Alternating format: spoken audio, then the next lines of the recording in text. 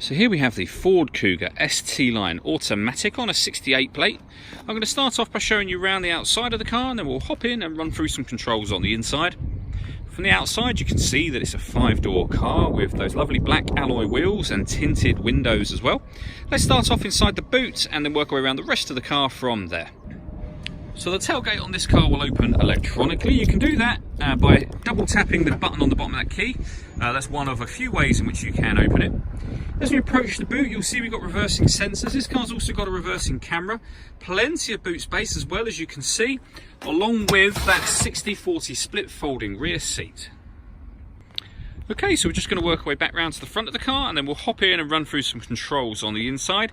But now that we've done a full circle of it, you can see it's a spectacular looking car the whole way round. Just briefly before we climb in, I think it's well worth seeing the interior from this exterior point of view. You get the red stitching on these seats, the central armrest, the gear lever-gator, and that matches the steering wheel. The driver's seat is electronically adjustable as well. There's plenty to run through on the dash, so let's hop in and we'll do that now. Okay, so now they're inside the car, we're going to start with the dials. On the left-hand side, we have the rev counter, and on the right-hand side, the speedometer. In the middle at the bottom, we've got the fuel gauge and coolant temperature gauges, and then above that, within that main trip computer section, you can see the total miles for the car, which are 6,005. You can change information displayed in that trip computer. You've got various different bits of individual trip computer information there, or you can have a digital readout for the speedometer, which you can see being displayed now, or 4 of the more essential bits of trip computer information all displayed on the screen at the same time. And all of those adjustments are made using these buttons on the left, beneath which we've got cruise control and speed limiter.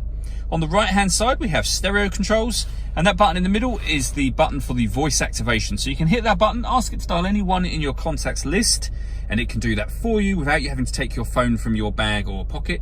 That is of course once you paired it up, which is done on the main screen, and we'll come to that in just a moment.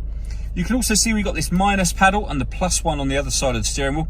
That's so that you can change gear manually with this automatic gearbox. So over in the center we have the touchscreen. So to connect a phone, hit that, and then this one here.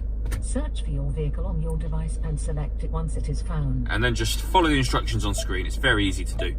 This car's got satellite navigation. There's a full video showing how this works on both our website and our Facebook page. And in terms of music, there's plenty of ways to listen to that. We have AM, FM and DAB radio. We have a CD player. And once you've paired your phone, you can stream music wirelessly via Bluetooth audio. And then on top of that, there are 2 separate USB inputs. Plug in the USB device and you have the extra boxes appear up on the screen just there. This car's also got a reverse camera, as I mentioned when we were at the rear of the car. You can see that's a full color camera with guidelines showing you what direction the car is headed in relation to the image that you see on the screen. Working our way down, we've got the dual zone climate control.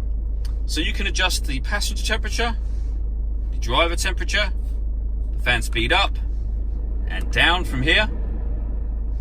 When you're happy with that, you can determine where you'd like the air to be distributed and then hit that button to turn the air conditioning on. Or you can hit auto and the car will take control of the fans to maintain the temperatures that you've asked for. You can override that at any time you wish to by readjusting the fans yourself. We've also got a heated rear and proper heated front screen, heated driver and passenger seat with 3 different heat settings on both. And then these buttons beneath this, starting from the left, that one turns off the stop and start. So this car is designed to cut out when it's stationary in traffic to save you fuel. You can turn the system off from there. That one will open up the tailgate. This one turns off the parking sensors, and this one turns on the autonomous parking. There's a full video showing exactly how this works on both our website and our Facebook page, but ultimately the car is able to parallel park and perpendicular park itself by taking control of the steering for you. A very, very clever system, well worth watching the video if you have the time. We then have the automatic gearbox, 12-volt charging socket, the electronic handbrake, and then inside the central armrest, the 2 USB inputs that I mentioned previously. The last thing I wanted to talk about is the panoramic glass sunroof in the car. So you can see the sunblind is closed at the moment. There's a button just here. Give that one push and it'll open just under halfway and stop. Push it again. That will then open all the way to the back of the rear seat. So that will let in a lot of extra light, as you can see. You can actually open this front section should you wish to. And obviously once you've done that, you get a lot of extra air as well.